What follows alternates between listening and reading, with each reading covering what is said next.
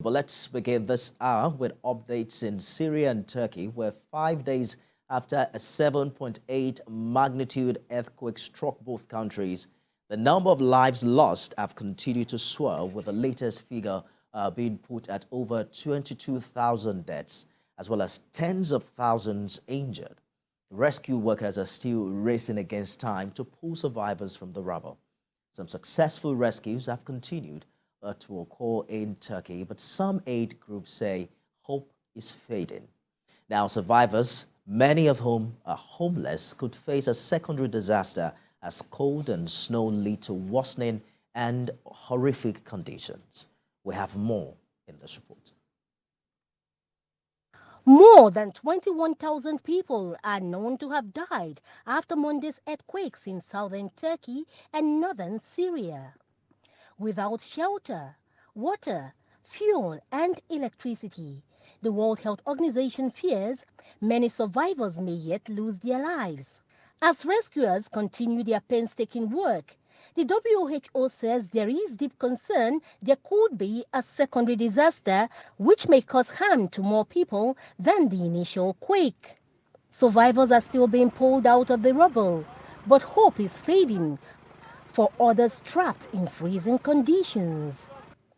Turkey's President Recep Tayyip Erdogan has visited several earthquake-hit provinces in Turkey after strong criticisms of the way his government has handled the crisis. The country's foreign minister confirmed work is continuing to open 2 new border crossings into Syria to assist the aid effort. A newborn baby and his mother have been rescued from the rubble. A 10-day-old boy named Yagis was retrieved from a ruined structure in the Hatay province. The United Nations has released $25 million from the UN's Central Emergency Response Fund to jumpstart aid response.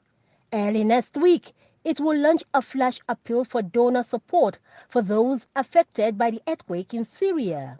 Secretary General Antonio Guterres called the earthquake, quote, one of the biggest natural disasters of our time, end quote. He informed journalists in New York that desperately needed relief supplies are being taken to the badly affected.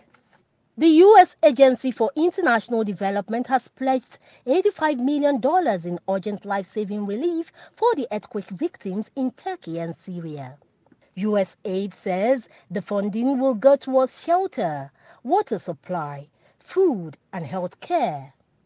Britain is not being left out in the provision of relief materials.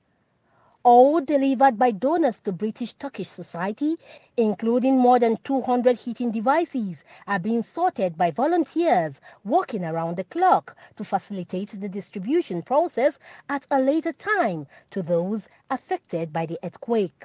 Earthquake that struck Turkey and Syria is one of the biggest natural disasters in our times.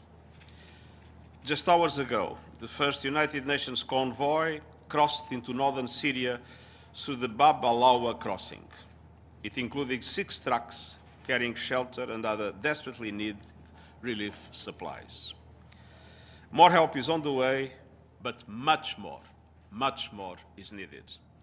King Charles III and the Queen Consort spearheaded the donations.